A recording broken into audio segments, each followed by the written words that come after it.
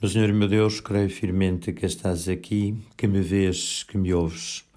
Adoro-te com profunda reverência.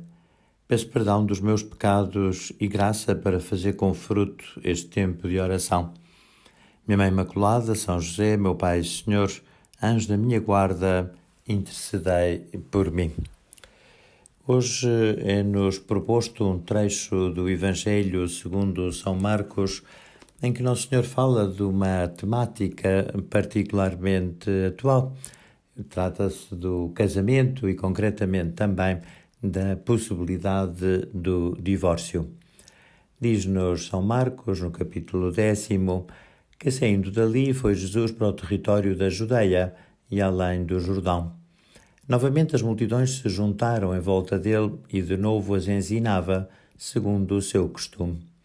Aproximando-se os fariseus, perguntavam-lhe para o tentarem: é lícito ao marido repudiar a sua mulher? Ele respondeu-lhes: que vos mandou Moisés? Eles responderam: Moisés permitiu escrever libelo de divórcio e separar-se dela. Jesus disse-lhes: por causa da dureza do vosso coração é que ele vos deu essa lei. Porém, no princípio da criação, Deus fez-los homem e mulher. Por isso deixará o homem seu pai e sua mãe, e se juntará à sua mulher, e os dois serão uma só carne. Assim não mais são dois, mas uma só carne. Portanto, não separe o homem o que Deus juntou.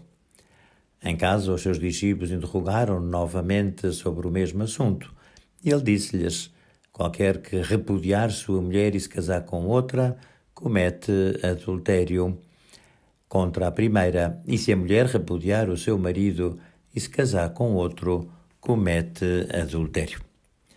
Sabemos que aqui não se fala propriamente do divórcio, tal como nós hoje o entendemos, mas sim do repúdio, que era uma instituição que os judeus conheciam e praticavam.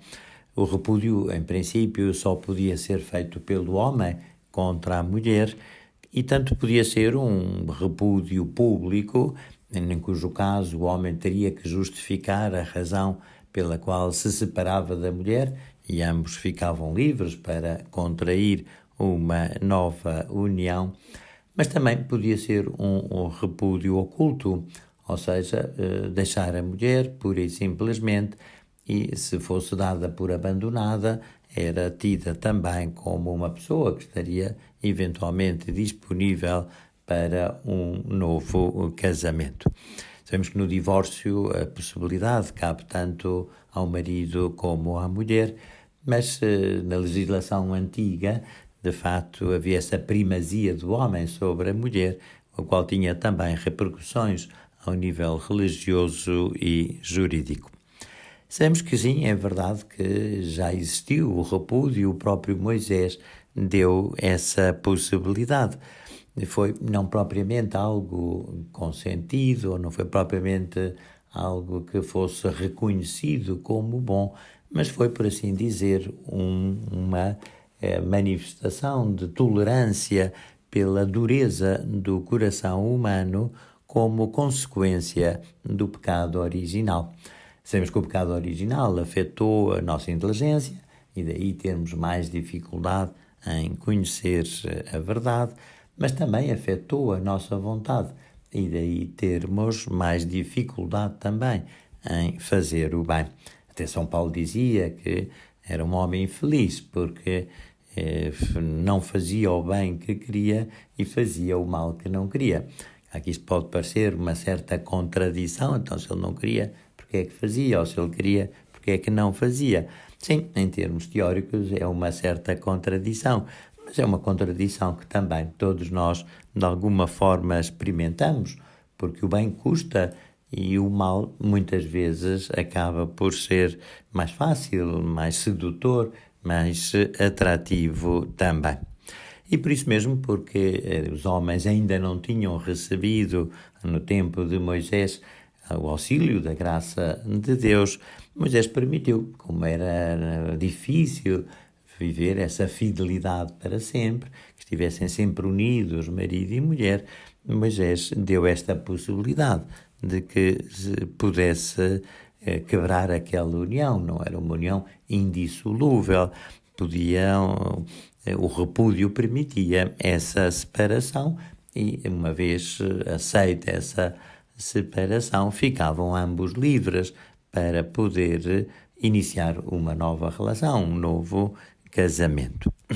Sabemos de todas formas que Jesus esclarece naquela ocasião que isto não correspondia ao desígnio original do Criador. Porém, no princípio da criação, Deus fez-los homem e mulher. Por isso deixará o homem seu pai e sua mãe e se juntará à sua mulher, e os dois serão uma só carne. Portanto, Jesus diz, não, inicialmente essa união devia ser para sempre. Deviam se fundir um no outro, homem e mulher. Foi isso que Deus quis ao criar o género humano nestas duas modalidades. E é também bom recordar que o ser homem ou ser mulher não é uma questão de opção nossa, não é uma escolha, não é um estilo de vida que se adopta. Não, é uma realidade que está na nossa identidade. E o nosso próprio corpo já manifesta essa nossa modalidade de ser homem ou ser mulher. E estas duas modalidades, a masculina e a feminina, estão feitas para se complementarem, para se conjugarem. E daí que só essa união, a do homem com a mulher, é uma união natural e é também uma união fecunda. Um homem e outro homem podem ser muito amigos, e certamente que muitos há que o são, mas não se completam, não se complementam. Um será, por assim dizer, o duplicado do outro. E o mesmo se pode dizer em relação à mulher.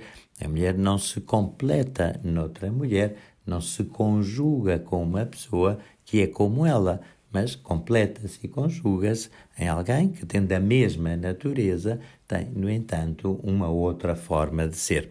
Claro que entre homem e mulher não podemos estabelecer uma hierarquia, não há um que é mais e o outro que é menos, não podemos dizer que o homem é mais inteligente ou que a mulher é mais afetiva, não. Mas o homem tem uma inteligência masculina e a mulher tem uma afetividade feminina. Tanto um como o outro podem ser igualmente ou mais ou menos inteligentes e afetivos, mas cada um tem o seu próprio modo de expressar essas suas capacidades. Sempre no princípio, que é irrenunciável, de que tenha exatamente a mesma natureza e daí que tenha exatamente também a mesma dignidade, como aliás a Igreja sempre fez questão de o dizer. E por isso mesmo, como sabemos, tanto o homem como a mulher podem e devem ser santos. Tanto o homem como a mulher têm um papel ativo na missão da Igreja. Mas precisamente por isso, porque já não são dois, mas um só, o Senhor utiliza esta expressão tão forte, os dois serão uma só carne. Havia até um autor inglês, Chesterton, que dizia que o efeito próprio do matrimónio, do sacramento do matrimónio, é um ser quadrúpede. De facto, talvez não seja uma imagem muito poética dizer que marido e mulher são um ser quadrúpede, mas é sem dúvida uma imagem teologicamente muito correta, porque cada um está unido ao outro da mesma forma também como os nossos membros estão unidos na única pessoa que cada um de nós é. E por isso não se podem separar, e por isso não se podem dividir. Se duas pessoas são muito amigas, que estabelecem uma sociedade, essa sociedade é rescindível, mas se fundem num novo ser, então isso já não é possível. Se eu junto dois líquidos que se misturam no outro, depois já não os posso separar. E essa junção do homem e da mulher dá-se não apenas em virtude do ato pela qual podem gerar novos filhos, mas nos próprios filhos também. Cada um dos filhos é a materialização dessa unidade e por isso também, da mesma forma como nunca se deixa de ser pai, nem nunca se deixa de ser mãe, também nunca se deixa de ser marido e mulher. E claro que quando Jesus disse isto, as pessoas reagiram mal, porque não era uma coisa daquele tempo. E até houve quem dissesse, então, mais vale não casar, porque isso quer dizer que é uma prisão para toda a vida. De facto, era difícil viver assim, era muito complicado para um casal conseguir ser fiel a esse compromisso de unidade e indissolubilidade.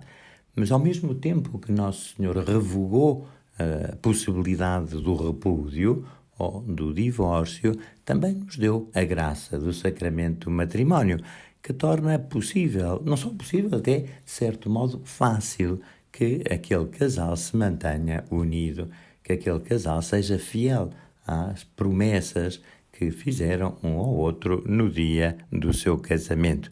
E por isso, graças a Deus, há tantos casais, há tantas famílias felizes, precisamente por isso, porque foram fiéis à graça que Deus lhes deu, não só no seu batismo, mas também no seu casamento.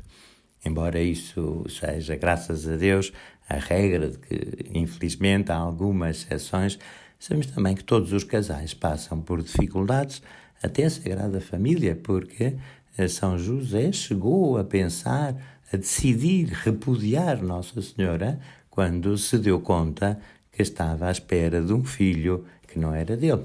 E José pensou que naquela situação tão complicada, o que ele devia fazer era afastar-se de Maria.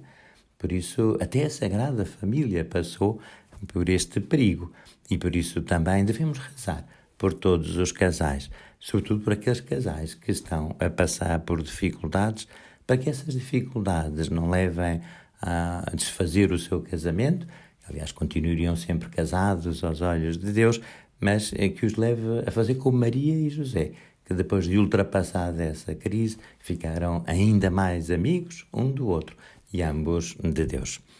Vamos pedir a Nossa Senhora que ilumine todas as mulheres, vamos pedir a São José que também inspire a todos os maridos, para que todos os casamentos cristãos sejam uma cópia fiel do casamento de Nossa Senhora com São José.